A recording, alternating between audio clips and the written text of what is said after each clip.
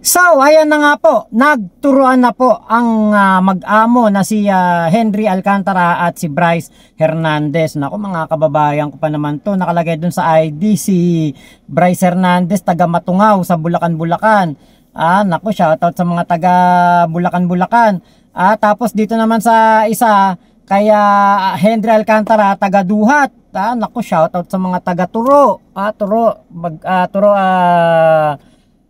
Turo, Bukay, Bulacan at Santa Maria, Bulacan, yung Bagbagin. Ayan, ako shoutout po sa mga kamag-anak natin dyan, mga tropa pips natin dyan. Alam niyo po na nakita ko mga taga Bulacan to, at syempre dahil nga po sila yung mga engineer ng First District ng Bulacan, syempre nakakadismaya po at nakakalungkot na malaman na ang mga Bulakenyo po ay nalubog sa baha, tapos itong dalawang taong to ay nalulubog sa dami ng pera.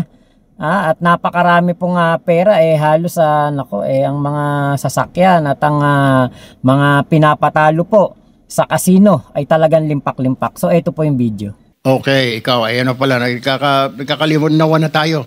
Bryce, totoo ba na ginagamit itong lisensya ni Wawaw para sa mga ghost project? Sa pilitan. Remember, you're under oath. Your Honor, lahat po ng sinasabi nila ay inutos lang po sa akin ng aking boss Henry Alcantara. So, inuutusan ka lang ni Henry Alcantara, pati ba lahat ng ito, yung pagkukuha ng mga lisensya, etc. Tama po ba? Hindi ko po kausap, wala po akong ano.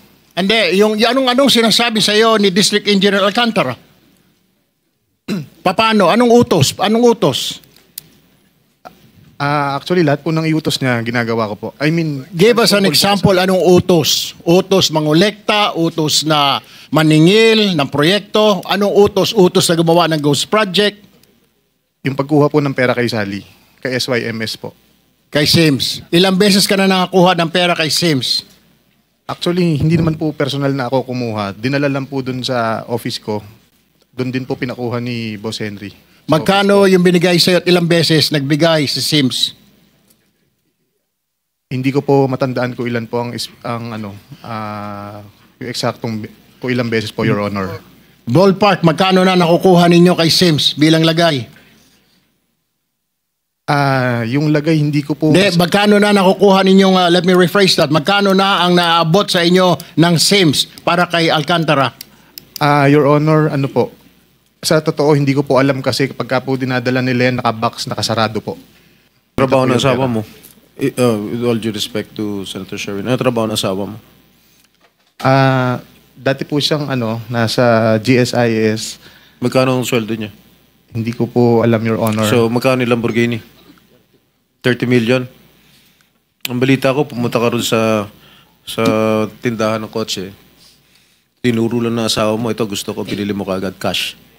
Hindi po totoo yan, Your Honor. Magkano pinapatalo mo sa casino? With all due respect to Senator Sherwin. Sa pera ko po, wala po akong pinapatalo, Your Honor. Ano alias ang ginagamit mo sa casino? Nung nagpunta po kami isinama po ako ni Ano Boss... ang pangalan na ginagamit mo sa casino? Your Honor, sasagutin ko po ng binigyan lang po kami ng membership number. I am asking you, what is your alias? Huwag ka na magpaligoy-ligoy pa. To be honest po, Your Honor, nagsasabi po ako ng totoo. What is your name? Anong ginagamit mong alias? Your Honor, nagsasabi po ako ng totoo. Membership number po ang binigay sa akin ni Boss Henry. Huwag ka magsisinungaling. Di ba ikaw to? I believe po, Your Honor. I believe.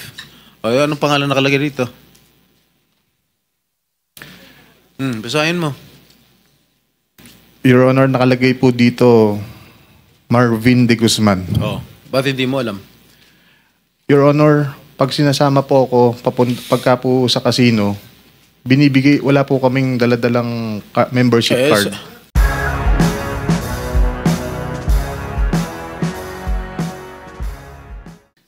Yung Wawaw Construction pala. Wawaw. Wala rin. Your Honor, sa pilitan ginamit po yung lisensya namin. What's that again? Sa pilitan pong ginamit yung lisensya namin, Your Honor. And then tinatanong sa iyo kung kayo ba'y nagbibigay din. Kaya nga, kayo ba'y nagbibigay?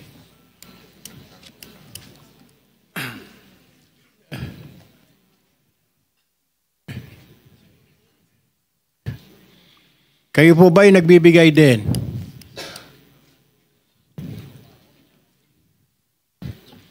Hindi po, Your Honor. Pero kanina, sinabi mong sa pilitan na ginagamit ang inyong lisensya. Sino ang gumagamit ng inyong lisensya?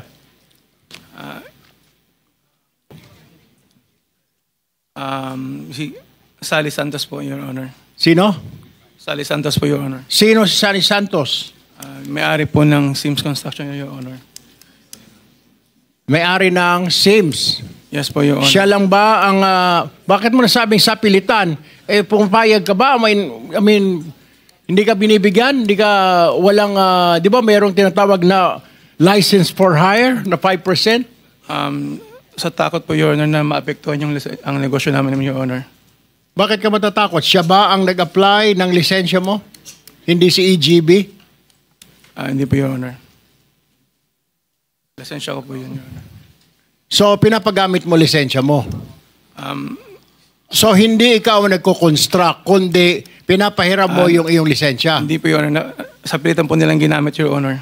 Paano sa pilitan? Can you explain? I cannot understand. Sa pilitan, tinutukan ka ba ng baril, ng kutsilyo? Ang pagkakaalam ko po kasi, Your Honor,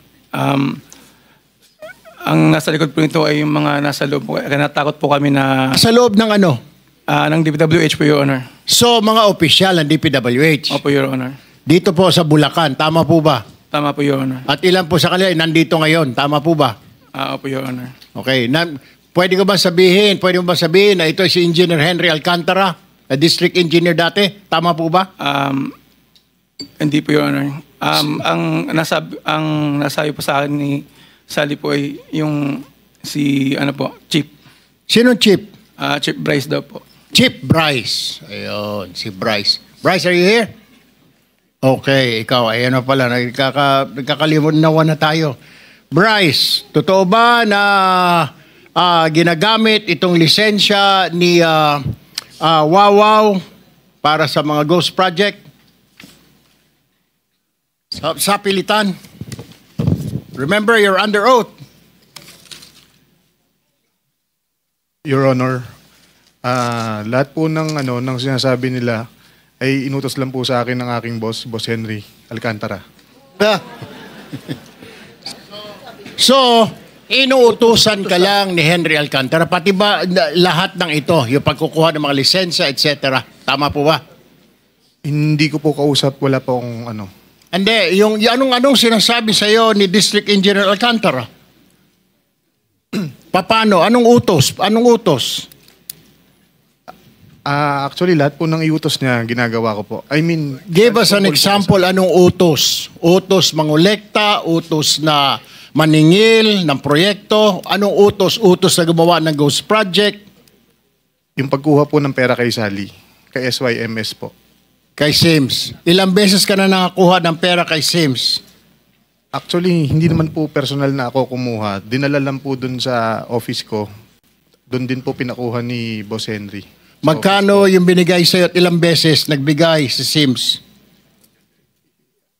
Hindi ko po matandaan ko ilan po ang yung eksaktong po ilang beses po, Your Honor. Ballpark, magkano na nakukuha ninyo kay Sims bilang lagay? Yung lagay hindi ko po... Hindi, magkano na nakukuha ninyong, let me rephrase that, magkano na ang naabot sa inyo ng Sims para kay Alcantara? Your Honor, sa totoo, hindi ko po alam kasi kapag po dinadala nila yan, nakabox, nakasarado po. Alam, magkano naman na hindi ka binibigyan ni Alcantara? Hindi ka inaabutan mo lang kahit barya? Wala po, Your Honor. Basta nakabox po, dinala po doon. Gaano kalaki yung bag? Box po. gaano kalaki? Ang nakikita ko po, mga box po ng mga noodles. Gaano nga kalaki yung box? Mga ganyan po kalaki. Abay, malaki-laki, ano? Malaki Opo. mga 20 million. Anyway, Ade Bryce, okay? Hindi ka man lang hinahatian. Ikaw, hindi ka ba dumidiretso sa mga kontraktor? Hindi po. Saan mo nakukuha yung mga pangsugal ninyo ni Alcantara? Binibigyan ka lang ba ni Alcantara magkakasino? Dahil nung last time, ikaw naman nilaglag niya. Nagkakasino raw kayong pareho. Your Honor, totoo po yun. Nakakapunta lang po ako ng casino pag inaaya niya po ako. Sinasama po. Okay, Doon lang po. Magkano pinapatalo ninyo? Your Honor, ang nangyayari po kasi, pag nagpupunta po kami ng casino, siya lang po ang may dala ng pera. Wala po kaming dalang pera. Pera niya po ang ginagamit, binibigay niya sa amin para po maglaro.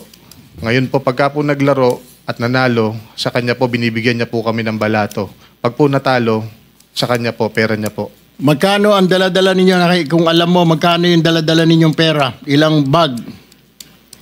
Your Honor, alam ko lang po may isang bag pero hindi ko po alam kung magkano po ang laman. Magkano ang tayaan ninyo? Magkano ang pag nakikita mo siya? I'm sure katabi mo, magkano ang taya niya? Hindi ko po matandaan. Totoo po yung sinabi niya na hindi po kami magkasama sa mesa pagka po naglalaro. Alright. Well, isa pa akong katanungan, Mr. Chair. Ibig mo sabihin, wala ka nakukuha sa mga kontraktor?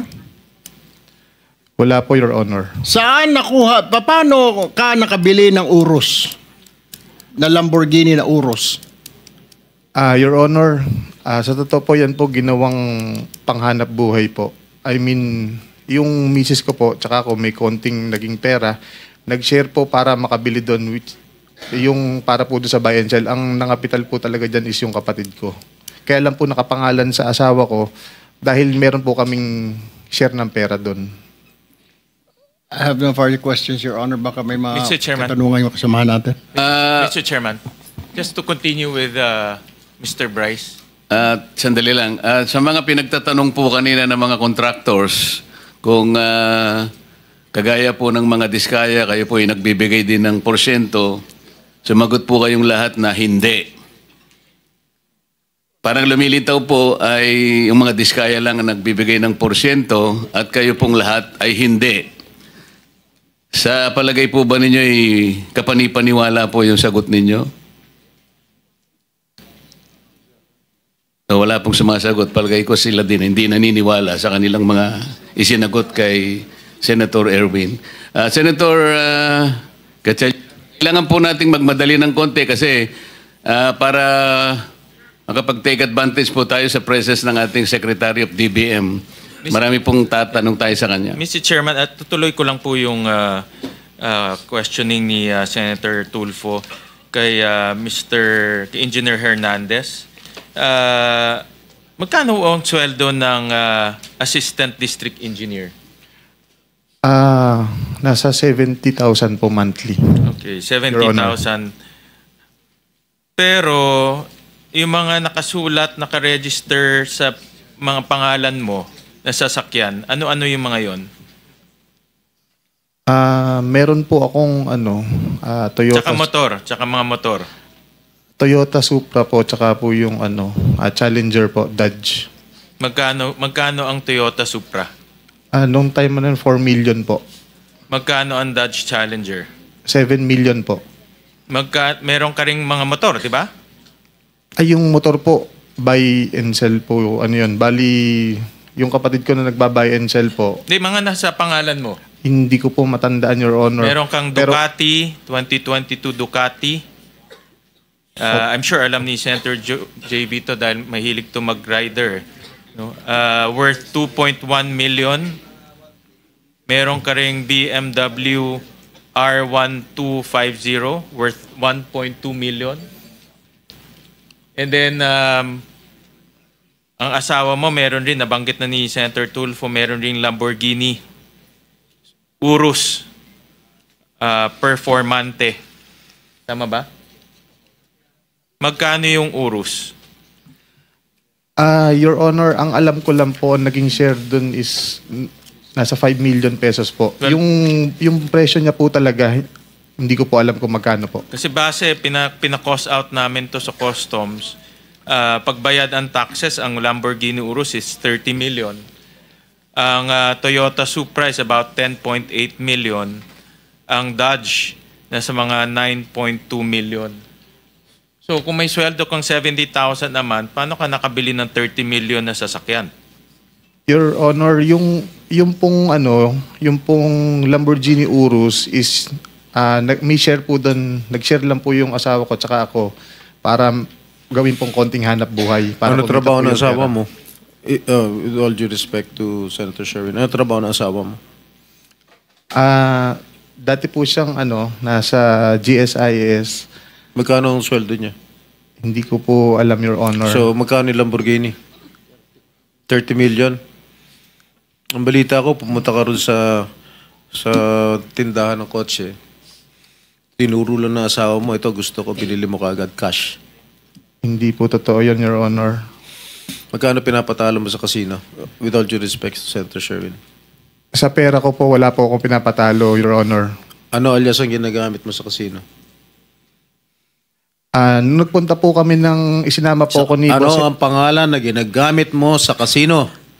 Your Honor, sasagutin ko po ng binigyan lang po kami ng membership number. Yun I po am asking you, what is your alias? Huwag ka na magpaligoy-ligoy pa. To be honest po, Your Honor, nagsasabi po ako ng totoo. What is your name? Anong ginagamit mong alias? Your Honor, nagsasabi po ako ng totoo. Membership number po ang binigay sa akin ni Boss Henry. Huwag ka magsisinungaling. Di ba ikaw to? I believe po, Your I Honor. believe. Ay, anong pangalan nakalagay rito? No, page, pakita mo.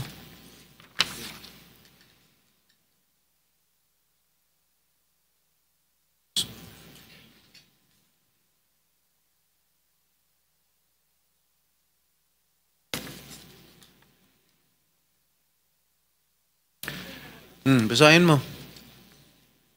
Your Honor, nakalagay po dito Marvin de Guzman. Oh.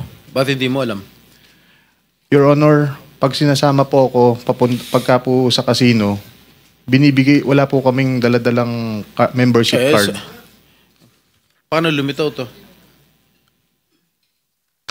Totoo po yung sinasabi ko, Your Honor, wala po kaming Paano nga membership lumitaw yung card. ID? Anong totoo sinasabi mo? Sisinungaling nga. Hindi mo nga alam kung ano pangalan ng alias mo. Ito, liwaliwanag oh. Ang binibigay lang po sa amin para daw po makapaglaro mo kami kahit daw po yung membership number lang po. Hindi mo alam kung anong pangalan ng alias mo doon sa casino? Hindi po nila sinasabi. Okay, bakit Your ka Honor. na-ban sa Resort World? Bakit? Dati po, doon sinama... Una-una, saan ka naglalaro? Soler, Okada, Resort World, anong pang mga casino pinaglalaroan mo? Okada, hindi po kami nakarating doon. Okay, saan? Soler. Soler po. Magkano pinatalo mo dyan? Your Honor, hindi po ako naglaro ng pera ko dito. Ano, kanino pera? Pera gobyerno? Hindi po, pera po ng boss ko. Sino boss mo? Si D. Henry Alcantara po. Totoo ba yun? Hindi po, Your Honor. Bakit ko naman po, kung pera ko po yung bakit ko po pahiram sa kanya, pagagamit ko po sa kanya? Oo nga naman. Alam mo, give me a good reason why I should not cite you in contempt. Mr. Chair, dalawa na sila, pati si Alcantara, dahil sinungaling din eh. Pareho sila. Okay, give me a good reason. Because if your reason is unacceptable to all of us here present, we will be forced to cite you in contempt. Your Honor, okay lang po bang magkwento ako para medyo maliwanag po? Noong dati po kasi, mga 2023, ako po, pag sinasama po ako ni Boss Henry, si Engineer JP Mendoza, si Engineer RJ Domasig, saka Engineer Justin Nuevo, pagka po pumupunta kami noon sa Resorts World, nananalo po kami.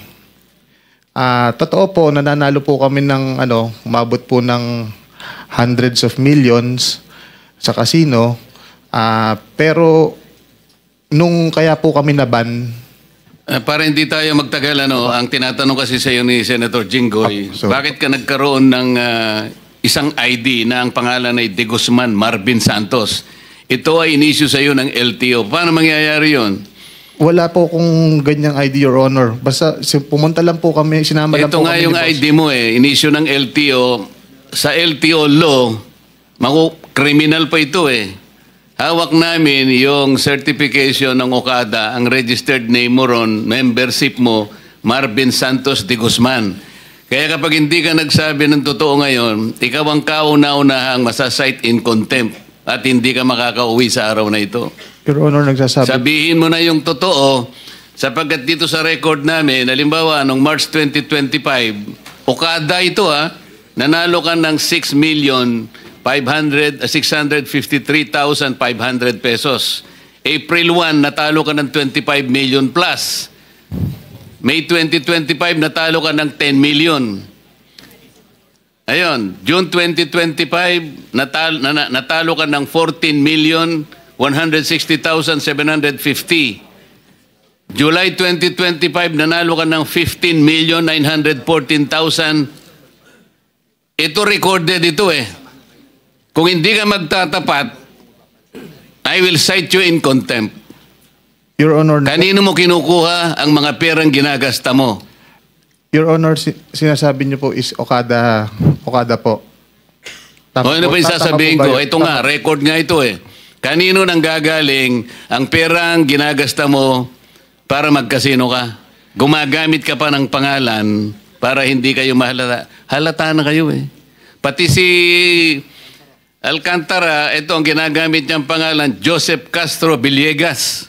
LTO issued license cards. Your Honor, kahit kailan po, wala po akong lisensyang ganyan. Alam niyo po, meron ako naisip. Ito ano ko lang, teorya ko lang baka makatulong tayo sa mga senador natin, lalo na kay Rodante Marcoleta. Maaaring hindi alam ni Bryce Hernandez na may ID siya ng LTO. Maaari. Alam niyo po ba kung bakit? Kasi etong sa aking sapantaha, sa aking teorya, etong si Henry Alcantara kilala doon sa kasino. Dahil siya nga po ang umamin na talagang nagkakasino. Ngayon, meron siyang ID ng LTO. Iba ang kanyang pangalan. Dito din kay Bryce Hernandez, iba ang kanyang pangalan, Marvin Santos de Guzman. Maaring pinagawan siya ng ID. Hindi ko alam kung sino nagpagawa sa kanya ng ID. At nang isama itong si Bryce Hernandez para pumuntang kasino, nung nagpa-membership ay ang pinresent itong LTO ID na pinagawa. Hindi natin alam kung sino ang nagpagawa niyang peking LTO ID o LTO driver's license. Hindi natin alam kung sino ang nagpagawa niyan. 'Di ba? Pero alam niyo po kumbaga itong mga pangyayari po na ito, nagkabukingan po dahil nga po syempre kanya-kanya na pong safety. Kanya-kanya na nga kumbaga ligtas sa pag-uusig ng batas at pag-uusig ng taong bayan. Ito pong si Bryce Hernandez ay na contempt na po.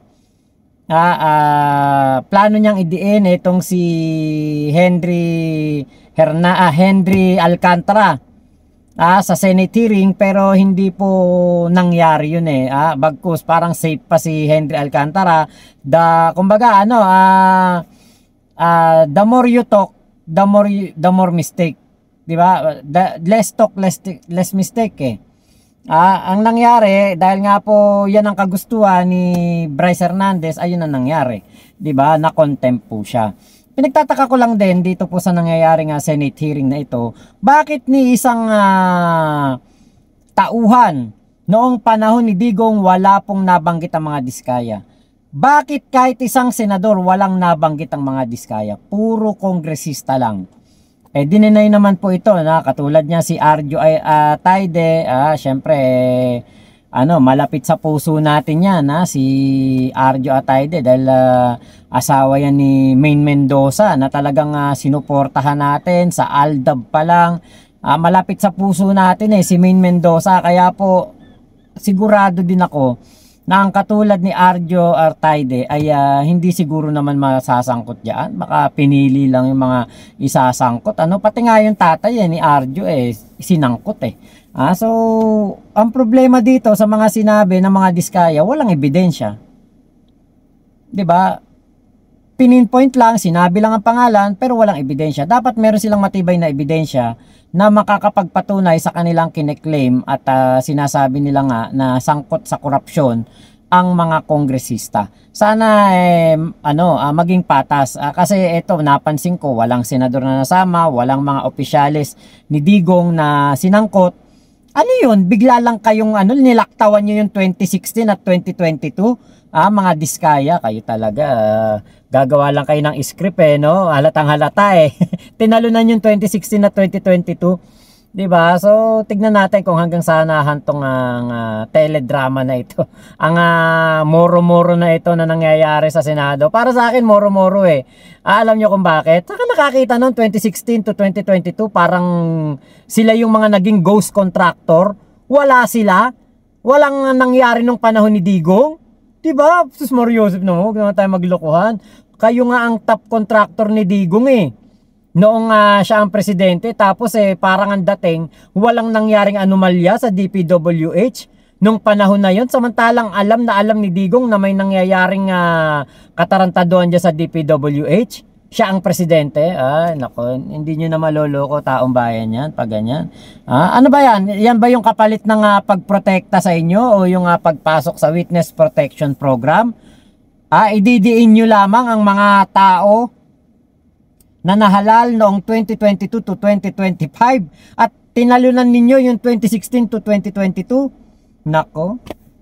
Yung mag-amo nagturuan. Ang mga diskaya naman may tinalunan, may nilaktawan. Parang nagkaroon sila ng amnesia noong 2016 to 2022. Ay nako talaga. Kaya sabi ko na nga dapat talaga dito investigative body na na independent ang talagang dapat na mamutawi. Tigil na yung mga moro-moro na yan at nako, walang kwenta. Hindi po talaga patas ang nangyayari sa pagdinig. So, yun lamang po, maraming salamat sa pagsama nyo sa vlog ko na ito. Ingat po kayo, nasa mang panig kayo ng mundo. Chup chup, love you. God bless us all, Pilipinas. God first, salamat po.